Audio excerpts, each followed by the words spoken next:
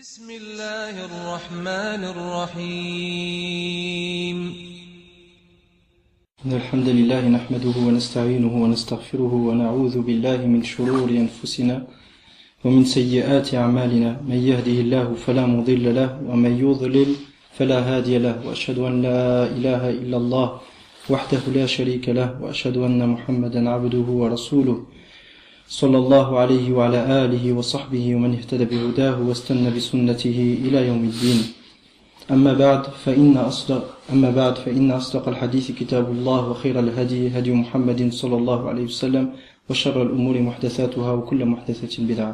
أيها الإخوة الكرام، فلقاؤنا اليوم إن شاء الله تعالى يكون هي بداية في بعض الدروس أو بعض الدروس والوقفات في العقيدة الإسلامية. Inch'Allah, notre rencontre aujourd'hui a pour objet de s'arrêter ou Inch'Allah, de débuter une série de cours sur la aqidah et la croyance du musulman. Et cette croyance, ayyuha al-ikhwa, hafidhakumullah wa ra'akum, se base principalement sur le tawhid d'Allah subhanahu wa ta'ala, pour lequel il envoya tous les messagers, et il révéla les livres, et pour lequel la création a été divisée. D'un côté, il y a eu les gens qui ont été destinés au bonheur en ce bas monde et dans l'au-delà, et de l'autre côté, ceux qui ont été destinés au malheur et au désarroi en ce bas monde et dans l'au-delà. فأساس هذه العقيدة هو التوحيد الذي من أجله بعث الله الرسل وأنزل الكتب، وانقسمت الخليقة إلى طائفتين، طائفة أهل التوحيد وهم أهل السعادة، وطائفة أهل الشرك والتنديد وهم أهل الشقاوة في الدنيا والآخرة. نسأل الله تبارك وتعالى يجعلنا من أهل التوحيد وأهل السعادة في الدارين. فإنشاءالله, donc, pour cette raison, on va tout d'abord s'arrêter pour parler justement de l'unicité d'Allah subhanahu wa ta'ala. Puis à la suite de ça, on va débuter un livre qui sera une référence pour chacun d'entre vous, et que vous allez avoir le livre, et Inch'Allah, on lira ce livre-là ensemble en essayant de citer un modeste commentaire tiré des paroles des gens de science sur le sujet. Pour le moment, Inch'Allah, nous sommes en train de lire سنقرأ من كتاب اسمه كتاب للشيخ عبد الله بن محمد القرني حفظه الله اسمه أنوار الرحمن في إسقاط الأحكام. Donc nous allons lire dans un livre qui de Cheikh Abdullah ibn Muhammad al-Qarni, dont le titre est Anwar al-Rahman fi Isqat al-Ahkam. Premièrement, pourquoi nous allons débuter par ce livre-là? Parce que ce qui va suivre, Inch'Allah, est-elle une introduction à ce qui va suivre, et ce que nous allons citer aujourd'hui, est-elle une introduction à ce qui va venir par après, Inch'Allah?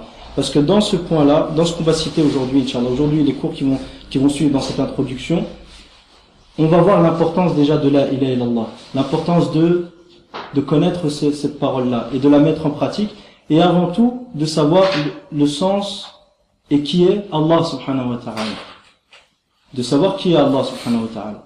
فإن شاء الله سنقرأ من هذا الكتاب من أجل معرفة أهمية التوحيد، ولماذا ينبغي على العبد أن يحقق هذا التوحيد، وما هي النتائج أو الثمرات التي تنتج تترتب على تحقيق التوحيد، وما معنى الإله، ومن أين يشتق هذا الاسم العظيم، وما معناه، الثمرات التي يحققها العبد إذا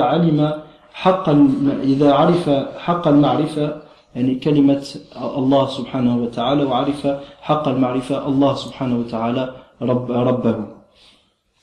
فقال الشيخ, donc le cheikh dit à la page 28 du livre, il dit أولا تحقيق التوحيد, premièrement la réalisation et réaliser le tawhid. أصل معنى شهادة أن لا إله إلا الله أنه لا يستحق الألوهية إلا الله وحده. Il dit donc le sens et la base, le fondement du sens du témoignage de la ilaha illallah est que nul ne mérite al-uluhiyya, d'être divinisé, qu'Allah subhanahu wa ta'ala. Le seul qui mérite d'être divinisé, c'est Allah subhanahu wa ta'ala. Et on va venir au sens de cette action de diviniser. Que veut dire diviniser? معنى الألوهية سنعرض له إن شاء الله تعالى في بقية كلام الشيخ حفظه الله. وعلى هذا فليس لفظ إله صفة ذات لله تعالى كالصفة الخالق والرازق والرب مثلا وإنما هو لبيان استحقاق الله للألوهية التي هي حقيقة العبودية.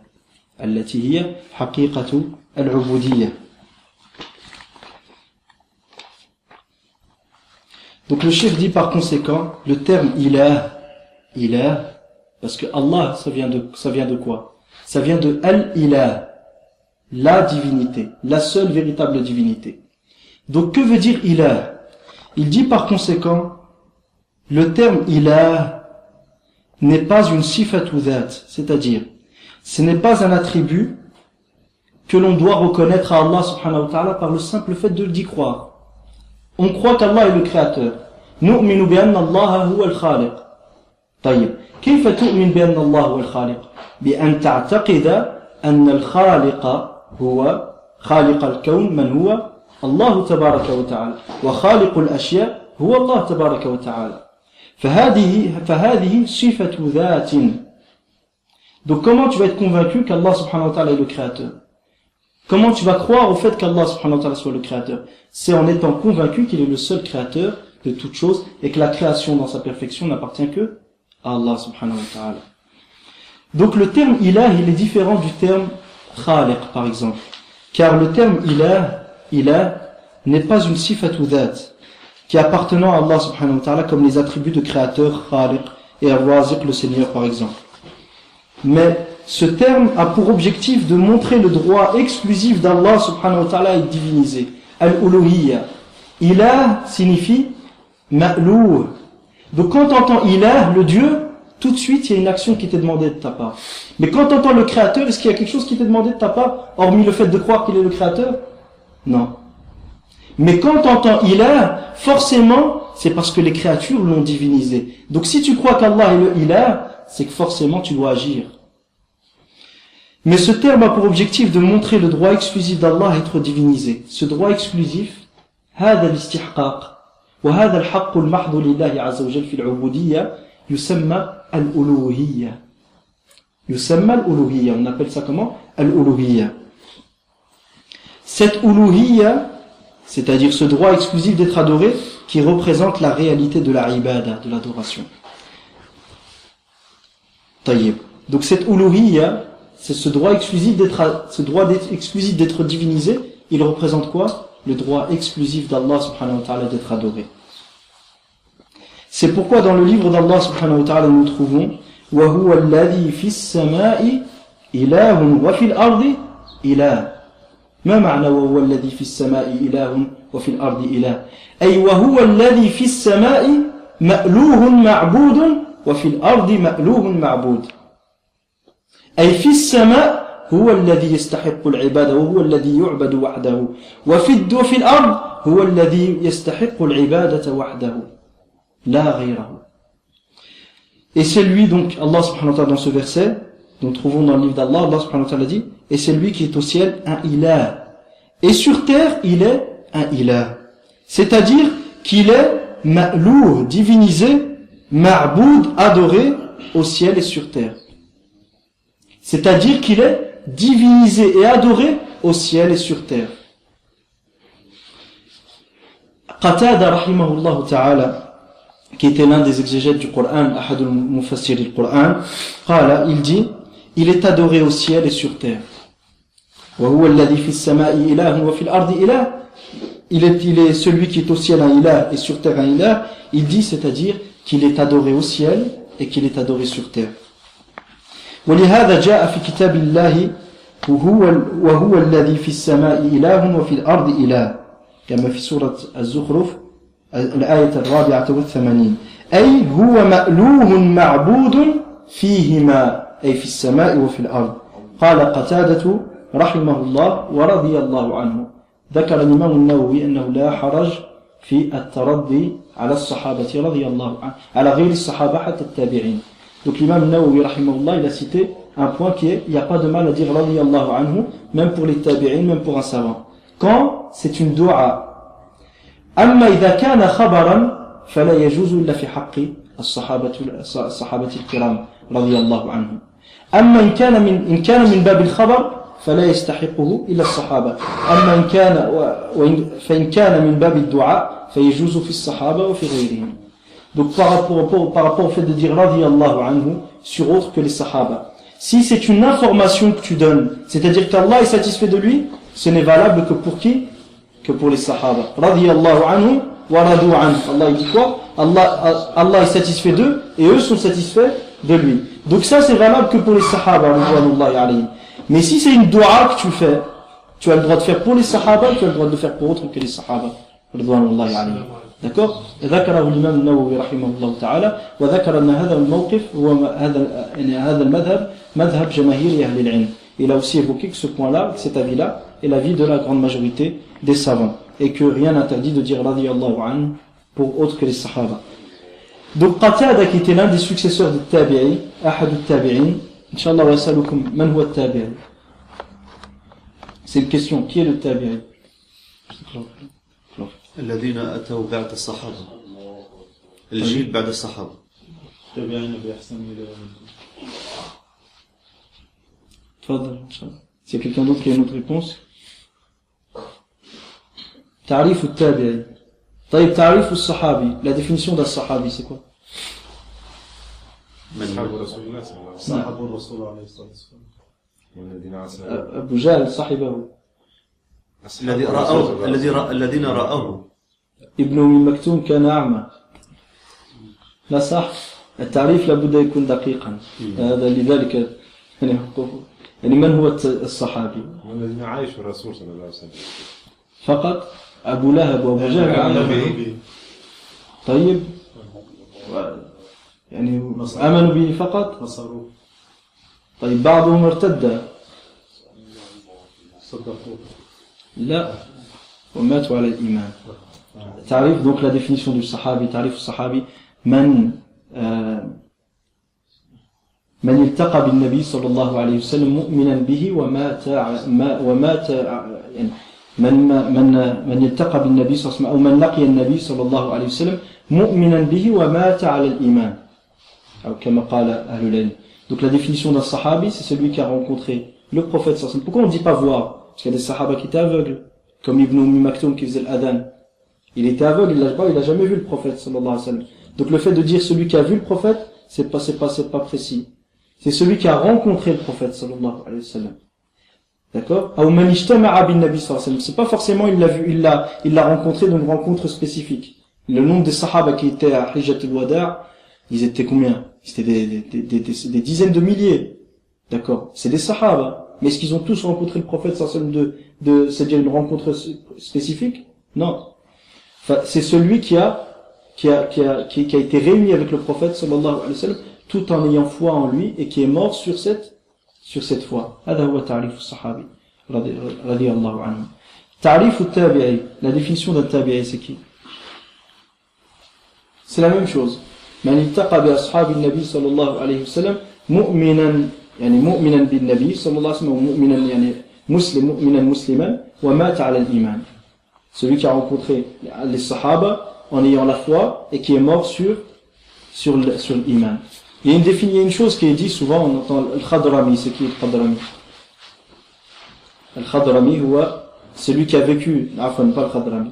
Il y a une nukta souvent qui est citée, il y a un tabi'i qui est rentré dans l'islam par le biais non, il y a un sahabi qui est rentré dans l'islam par le biais d'un tabi'i. C'est là que je vais vous laisser la cogiter un peu. Il y a un sahabi qui est rentré dans l'islam par le biais d'un tabi'i. Si c'est possible, c'est un peu compliqué. هذه صعبة. أحد الصحابة دخل الإسلام على يد تابعي. أنا أعطيتكم le père le fils. لا أبدا. أعطيتكم التعريفين. فأنتم يعني فكروا إن شاء الله وأقولوا لي بعدين. Je vous ai donné les deux définitions. Donc c'est à vous de réfléchir après. Le sahabi, celui qui a rencontré le prophète, sans seulement en ayant la foi en ayant foi au prophète et qui est mort croyant. Le tabi'i, c'est celui qui a rencontré un sahabi en ayant foi au prophète sans mais qui est mort croyant. Ben il y a un sahabi, il y a un tabi'i, il y a un sahabi qui est rentré dans l'islam par le biais d'un tabi'i. Non, ici. C'est-à-dire à l'époque du ça s'est passé à l'école, je dis rien.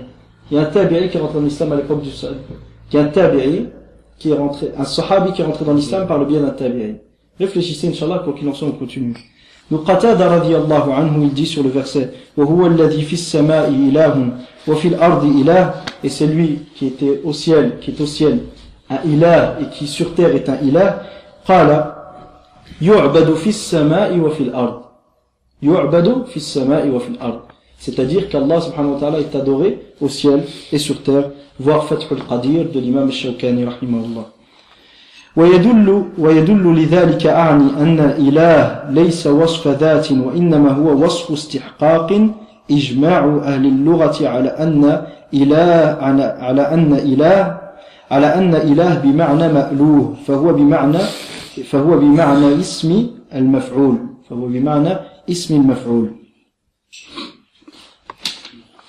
يقول الزجاجي إله فعال بمعنى مفعول وكأنه مألوه أي معبود مستحق للعبادة يعبده الخلق ويؤلهونه. إله فعال، إله على وزن فعال بمعنى مفعول، كأنه مألوه أي معبود مستحق للعبادة يعبده الخلق ويؤلهونه. Donc ce qui vient confirmer ce qui a précédé, à savoir que ilah n'est pas un wasf ou n'est pas un wasf dhat. On a expliqué qu'est-ce qu'une caractéristique liée à l'essence d'Allah subhanahu wa ta'ala, comme la création. Ce qui vient confirmer ce qui a précédé, à savoir que ilah n'est pas un wasf dhat, c'est-à-dire un attribut lié à l'essence d'Allah, mais un wasf istihqaq, c'est-à-dire une caractéristique qui montre ce qu'Allah subhanahu wa ta'ala mérite. Nous avons le consensus des savants de la langue arabe. Le consensus des savants de la langue arabe que ilah signifie ma'louh, que ilah, le Dieu, signifie celui qui est divinisé. Sa signification est donc basée sur le participe passif, ismul maf'oul. La signification de ilah, on va bien la comprendre, elle est construite, ce terme-là ilah, est construit sur la forme du participe passif. Son sens, est construit, son sens est un participe passif, c'est-à-dire, à la kulli hal, ça c'est un peu de la grammaire, mais on va passer, Inch'Allah, pour pas trop compliquer les choses. L'un des savants de la langue arabe, qui est Zajaji, rahimahullah, disait, ilahun est sur la construction de fi'al. Vous savez, dans la langue arabe, tout est basé sur fa'ala. C'est les constructions, je parle, les constructions des termes. Fa'ala, on a fa'ala, maf'oul, fa'il, et ainsi de suite. Donc on a toujours la racine fa'ala, et pour savoir la construction linguistique d'un terme, on revient toujours à cette racine-là. Donc ilah, il a quelle construction? Fi'al. Parce qu'à la base c'est a, la, ha. Ici on a ilah. Donc si on vient à le transposer sur fa'ala, on aura fi'al. D'accord. Lorsqu'on a une construction comme ça, comme fi'al, elle a quoi comme signification? Elle a comme signification maf'oul. D'accord. Donc ilah est sur la construction de fi'al, au sens de maf'oul. Comme si nous disions ma'louh. Ilah signifierait alors ma'louh, c'est-à-dire ma'boud. C'est-à-dire ma'boud. Ma'louh, c'est-à-dire être divinisé. Ma'boud, c'est-à-dire être adoré. Adoré au sens où il mérite l'adoration. Les créatures l'adorent et le divinisent. Les créatures l'adorent et le divinisent. Comment sait-on que quelqu'un, il a reconnu qu'Allah était son Dieu? Comment on le sait? Comment on sait que quelqu'un a reconnu qu'Allah était son ilah? C'est quand il l'adore. Mais si quelqu'un n'adore pas Allah, est-ce qu'on peut dire qu'il a pris Allah comme Dieu? Non. Parce que ilah n'est pas un wasf dhat, n'est pas une caractéristique liée en permanence à l'essence d'Allah subhanahu wa ta'ala, à laquelle on croit par le simple fait de savoir. C'est pas comme ça. Comment sait-on que quelqu'un a reconnu qu'Allah est son créateur? Le chrétien, par exemple.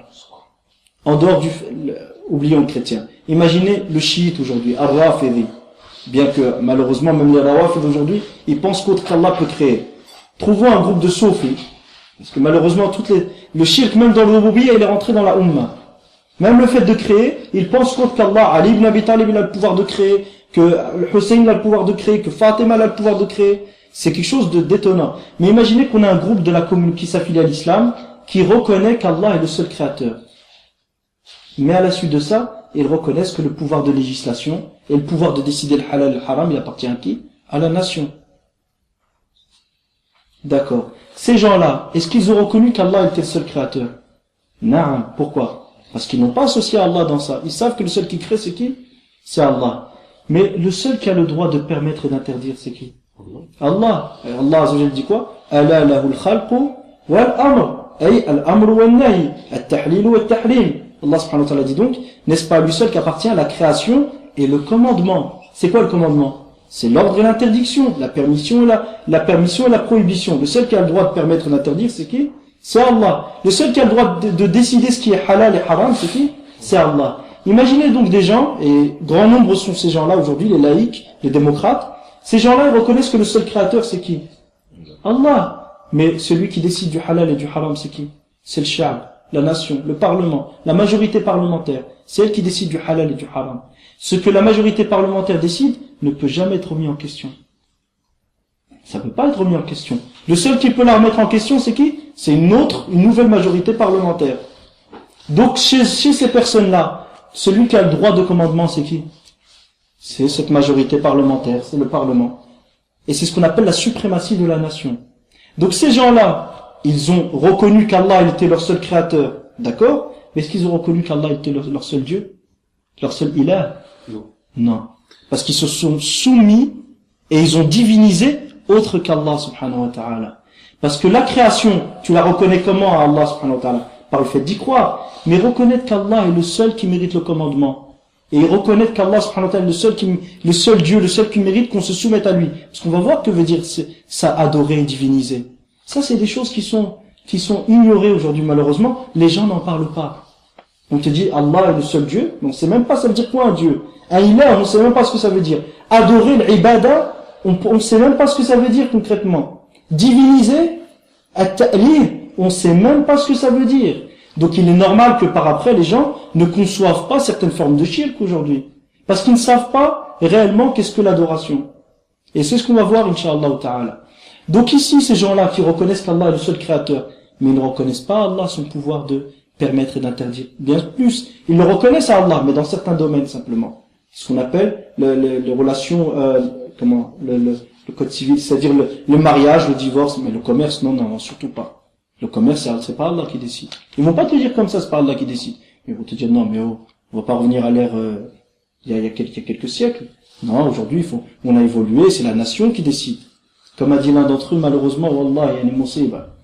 Et là, la question lui a été posée, سئل لماذا يكون رأيكم أو موقفكم إذا اختار الشعب الفلسطيني حكما غير حكم الإسلام أو نظاما أو حزبا غير حزب الإسلامي قال أقدس إرادة الشعب. L'un d'entre eux, la question lui a été posée, que dirais-tu si le peuple palestinien venait à choisir un autre système que le système islamique? Que dirais-tu? Quelle serait la position de... C'est l'un des fondateurs de Hamas qui a dit ça. Il a dit, je vénère la volonté du peuple. Quel que soit son choix, je vénère la volonté du peuple. C'est le peuple qui décide. À ce moment-là, on fait du peuple quoi? Le peuple, la nation, en tant qu'entité ici, devient une source de législation et de permission et d'interdiction. Ce qui est l'une des formes de shirk les plus manifestes aujourd'hui. Et à laquelle les gens ils prêtent même pas attention. D'où l'importance de revenir et de comprendre le sens de Allah, le sens de diviniser, le sens de l'ibada, pour comprendre ce que est le tawhid et ce qu'est le shirk. Parce que comment tu peux distinguer entre le tawhid et le shirk alors que tu ne sais pas faire bien? Comment tu peux distinguer entre le muwahhid et le mushrik alors que tu ne peux pas faire la différence entre le tawhid et le shirk? Et comment peux-tu distinguer entre ton ami et ton ennemi alors que tu ne sais pas faire la différence entre la base de l'alliance, aslul wala ou aslul bara, la base de l'alliance qui est le tawhid et la base du désaveu qui est quoi? Qui est le shirk. D'où l'importance de revenir aux bases. C'est pour ça que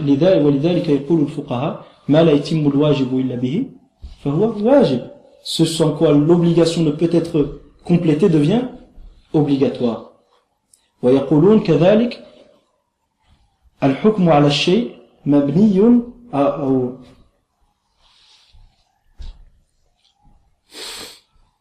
الحكم على الشيء يتفرع أو مبني على تصوره أو كما قالوا. Statuer d'une chose découle de sa bonne conception, de sa conception. Si tu as une mauvaise conception d'une chose, forcément tu vas mal statuer de cette chose-là. Mais si tu as une bonne conception de la chose, forcément tu vas bien statuer de la chose. Et c'est pour ça que le fuqaha, ou entre autres, Ibn al-Qayyim, rahimahullah, dans I'lam al-Muwaqqi'in, al-Rabbil Alamin, il cite que l'une des conditions de fatwa, c'est quoi? Huwa-al-ilmu bil-waqi'. C'est de connaître ce qui t'entoure, la réalité des choses. Si tu connais le Coran et la Sunna, mais tu ne sais pas concrètement qu'est-ce qui se passe, et tu ne sais pas la situation exacte d'un cas donné, comment tu peux statuer correctement dedans, vis-à-vis de cette chose-là? C'est impossible. Donc d'où l'importance de bien concevoir les choses, d'avoir une connaissance de shara qui est correcte, et yakuna ilmuka bi-shara sahihan موافقا لكتاب الله وسنة النبي صلى الله عليه وسلم ويكون علمك بالواقع صحيحا كذلك فإذا اختل أحد الركنين اختلت الفتوى. Si jamais l'un de ces deux piliers vient à être manquant et défectueux, forcément la fatwa et la vie juridique qui va en découler va être défectueux. Donc, je pense qu'on a compris, Inch'Allah, que l'action ilah signifie al-ma'louh, ay al-ma'boud. Et cette parole n'est pas la nôtre, comme vous voyez, a'immat al-lugha al-arabiyya. C'est les imams de la langue arabe qui déterminent ces choses-là. Puis le cheikh, ثم يقول الشيخ حفظه الله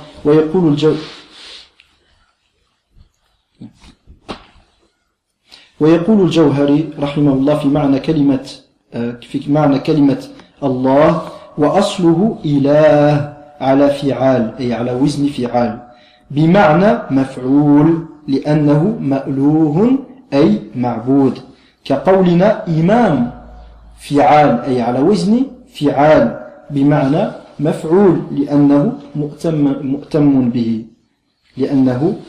به انظر الصحاح يعني مادة ألها. Donc l'imam لماذا يقال يعني إمام على وزن فعال؟ لماذا يسمي الإمام إماما؟ لأنه مؤتم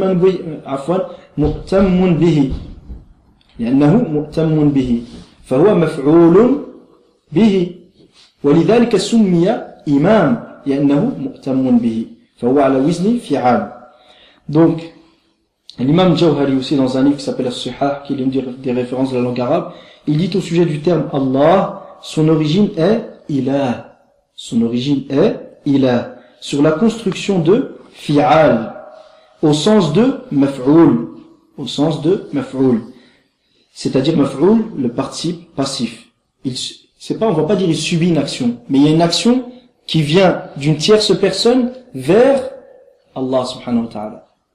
Une action qui vient d'une tierce personne vers Allah. C'est quoi cette action qui vient de cette tierce personne vers Allah? C'est at-ta'lih ou l'ibada, c'est l'adoration. D'accord? Car il est ma'louhun. Pourquoi Allah subhanahu wa ta'ala, ilah sur la construction de fi'al est au sens de maf'oul? Car il est ma'louh, car Allah est divinisé, c'est-à-dire adoré. Cette construction linguistique est significative et semblable à celle de imam, l'imam d'une mosquée, ou l'imam d'un État islamique. Cette construction linguistique est significative et semblable à celle de imam, qui est sur la construction de fi'al. On a dit bien sûr que toujours on a la construction fa'ala. Fa'ala, fa'ala, lorsqu'on regarde imam, il est sur la construction de quoi? De fi'al. Donc, cette construction linguistique est significative et semblable à celle de imam sur la construction de fi'al au sens de maf'oul, c'est-à-dire qu'il est suivi l'imam. C'est pour ça qu'on l'appelle imam. Car l'imam est pris comme modèle dans la salat. Car l'imam est pris comme modèle dans la salat et c'est pour ça qu'on l'appelle imam. Parce qu'il est suivi. Il y a une action des gens vis-à-vis de lui. Du fait qu'il y a une action des gens vis-à-vis de lui, on l'appelle comment? Imam. Il est sur la construction de fi'al comme ilah, il est sur la construction comme ilah, il est sur la construction de fi'al au sens de ma'lou, où il est divinisé de la part des créatures. Voir as-sihah, la racine aliha. Donc ça, c'est des choses, c'est des définitions linguistiques qui peuvent paraître lourdes certaines fois, on peut ne pas forcément saisir la portée, mais c'est très très important dans l'argumentation. Car ni moi ni personne d'autre ne peut se permettre de venir et vous dire tel terme a telle signification sans vous ramener les preuves. Il y a des savants qui ont œuvré pour cette religion. Ils ont laissé un vestige, il y a des vestiges derrière eux, ils ont laissé des traces, ils ont travaillé, et nous, on ne doit pas venir aujourd'hui définir les choses comme bon nous semble. Il y a eu des travaux qui ont été faits, c'est à nous de revenir vers ces travaux-là et de savoir qu'est-ce qui a été dit auparavant. Donc d'où l'importance, lorsqu'on affirme une chose, de la prouver. Lorsqu'on affirme une chose, de la prouver. قُلْ هَاتُوا بُرْهَانَكُمْ إِن كُنْتُمْ صَادِقِينَ. Dis, amenez vos preuves si vous êtes véridiques. Donc on a affirmé une chose, le cheikh a affirmé une chose au départ, qui est que Ilah, le Dieu, signifie celui qui est divinisé, adoré. Donc, à la suite de ça, il le prouve. Il a cité le consensus des savants de la langue arabe. Et donc, pour montrer la véracité de ce qu'il a dit, il a cité ces deux imams, et on va se contenter, Inch'Allah, de ces deux imams sans aller plus loin. وأما الألوهية التي جاءت هذه الكلمة لإثبات استحقاق الله وحده لها فهي من مجموع كلام أهل اللغة أيضا فزع القلب إلى الله وسكونه إليه واتجاهه إليه. لماذا؟ لشدة محبته له وافتقاره إليه. فمن أجل شدة محبة العبد لربه وافتقاره وشدة افتقاره لربه جل وعلا فإنه يفزع قلبه أو يفزع إلى الله سبحانه وتعالى.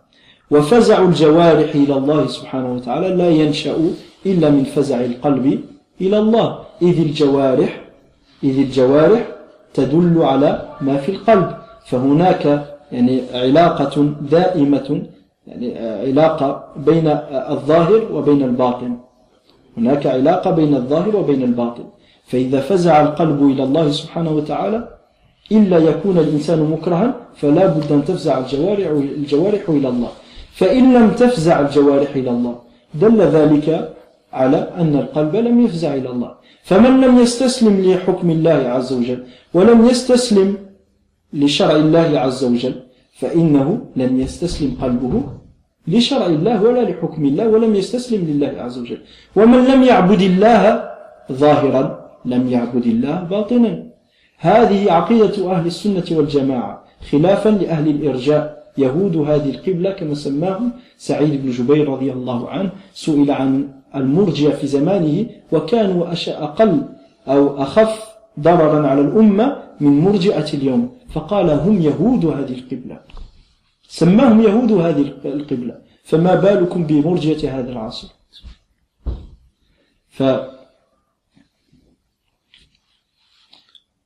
طيب، فالإنسان من أجل أو المسلم المؤمن من أجل هذه المحبة التي استقرت في قلبه وشدتها وافتقاره إلى الله عز وجل يفزع قلبه إلى الله عز وجل ويسكن إلى ذكر الله ويتجه إلى الله سبحانه وتعالى. وهذه هي حقيقة الألوهية. هذه حقيقة الألوهية. وبهذه الألوهية وبهذه العبودية يتحقق للعبد السعادة في الدارين في الدنيا والآخرة كما قال الله عز وجل ومن عمل صالحا من ذكر أو أنثى وهو مؤمن فلنحيينه حياة طيبة. فالحياة الطيبة في الدنيا تنشأ من عبوديتك واستسلامك وانقيادك وقبولك لأمر الله عز وجل. أما الشقاوة فتنشأ من ماذا؟ من إعراض العبد عن ربه تبارك وتعالى ومن إعراض العبد عن شرع الله سبحانه وتعالى ورفضه لحكم الله تبارك وتعالى سواء كان حكمه الكوني أو حكمه الشرعي. نسأل الله تبارك وتعالى يجعلنا من أهل الإيمان وأهل السعادة ويعيذنا أن نكون من أهل الشقاوة في الدارين. Donc quant à la uluhiyya, cette action de diviniser Allah subhanahu wa ta'ala et d'adorer Allah, quant à la uluhiyya que le terme ilah a pour objectif d'affirmer, c'est-à-dire ilah nous montre qu'on doit diviniser Allah subhanahu wa ta'ala. Si on reconnaît qu'Allah est notre ilah, notre Dieu, on doit forcément le diviniser. Vous voyez bien les termes, Dieu divinisé. Cette uluhiyya, quel est son sens? Cette action de diviniser Allah, quel est son sens? Quant à la uluhiyya que le terme ilah a pour objectif d'affirmer, nous pouvons la résumer en réunissant tous les avis, en réunissant les avis des savants de la langue arabe, on en vient à une conclusion. Que signifie le fait de diviniser Allah subhanahu wa ta'ala, d'adorer Allah? C'est ce qui suit. Que le cœur fuit, se réfugie et cherche secours auprès d'Allah subhanahu wa ta'ala. qu'il se fie et s'en remette intérieurement en Allah subhanahu wa ta'ala, et que le cœur s'oriente vers Allah seul. Pourquoi tout ça? Du fait de l'amour intense et le besoin énorme que le serviteur a de son Seigneur. Cet amour que tu as pour Allah subhanahu wa ta'ala, il naît à partir de quoi? Il naît comment cet amour? De ta connaissance d'Allah. Plus tu connais Allah, et plus forcément tu vas l'aimer. Si tu aimes les belles choses dans la vie, elle vient d'où cette beauté?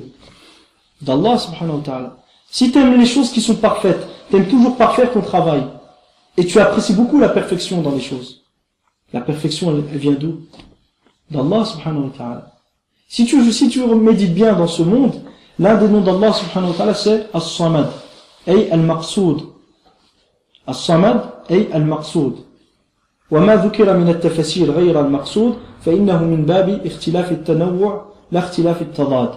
Donc les autres définitions qui ont été données du terme As-Samad dans le tafsir de Surat Al-Ikhlas, Qul huwa Allahu ahad, c'est des fois un nom d'Allah subhanahu wa ta'ala peut être expliqué ou commenté, ou d'autres choses peuvent être recommandées dans le livre d'Allah.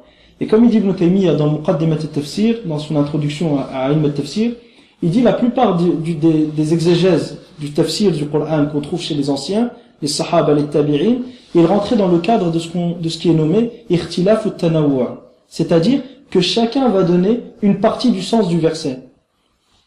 Chacun va donner une partie du sens de ces versets, de ce verset. Donc, tant qu'il n'y a pas de contradiction entre tous ces sens-là, on doit réunir le tout. Et ça ne rentre pas dans ce qu'on appelle ikhtilaf ou tadad. Ikhtilaf ou tadad, qu'est-ce que c'est? C'est une divergence. C'est que, par exemple, deux savants ou deux mufassirin expliquent un même verset ou un terme dans le verset par deux significations qui sont complètement contradictoires.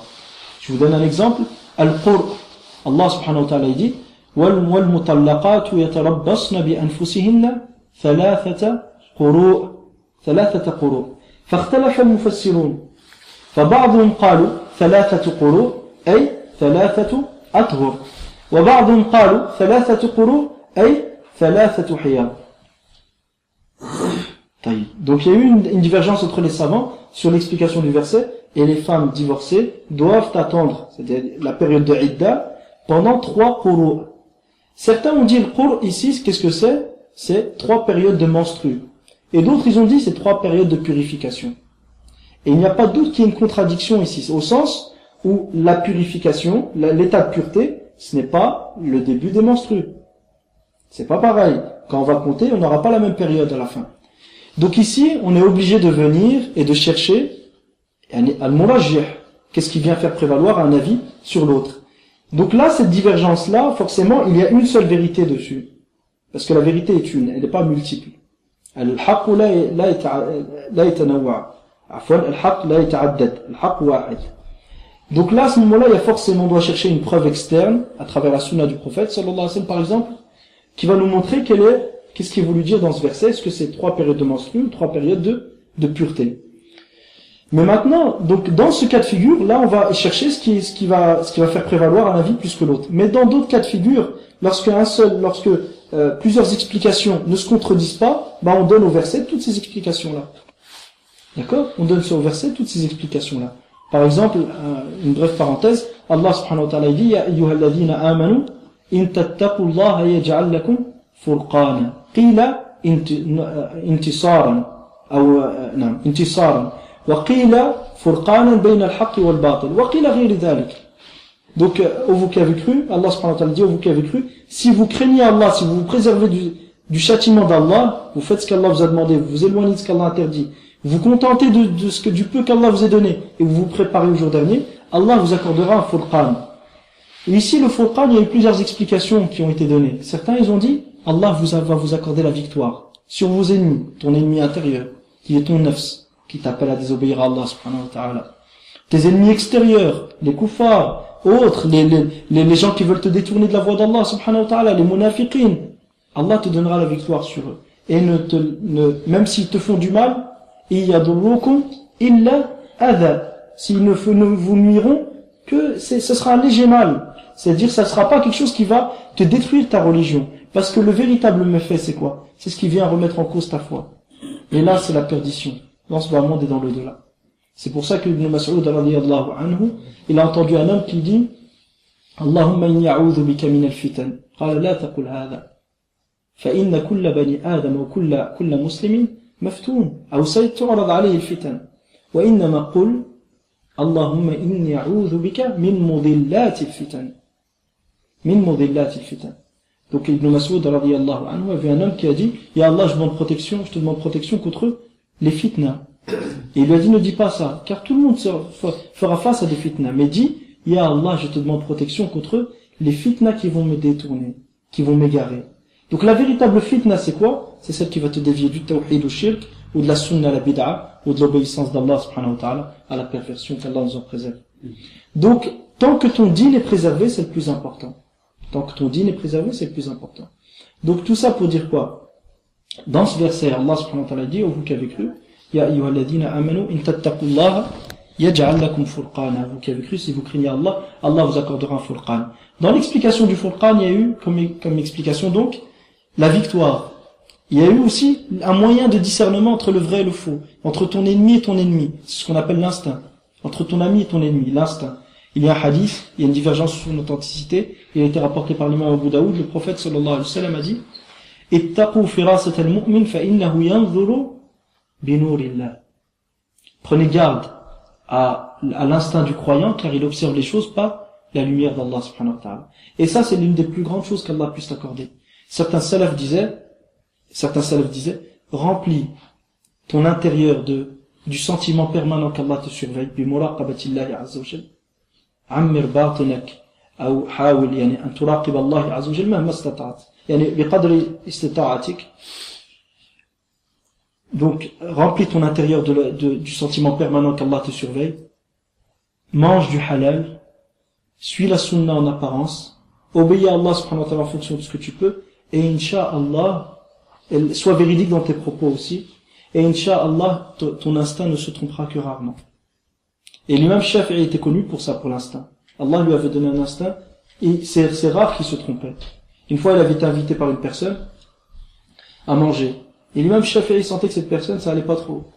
Donc il se disait, je vais aller. Et il a été jusque chez lui, l'autre lui a donné à manger. Bon, l'imam Shafi'i se disait, aujourd'hui tu t'es trompé. Donc t'as eu faux sur ce que tu disais, ton instinct il s'est trompé. Puis donc il mange chez cette personne et tout, donc il vient pour partir, il monte sur sa monture, l'autre il lui dit, Al-Ujra ya imam. Le salaire, ya imam. Pour me donner le salaire de ce que tu as mangé. Donc ça, c'est juste pour dire une chose, c'est que l'imam Shafi'i était connu pour le firasa. Et le firasa, c'est une des récompenses qu'Allah te donne si tu le crains. Et c'est l'une des récompenses aussi du fait de baisser son regard devant les interdits. L'une des plus grandes récompenses, min a'zam ma yu'tika Allahu azza wa jalla 'iwadan 'an ghaddika li basarika amama maharim Allah ta'ala أنه يرزقك الفراسة فراسة صادقة إن شاء الله.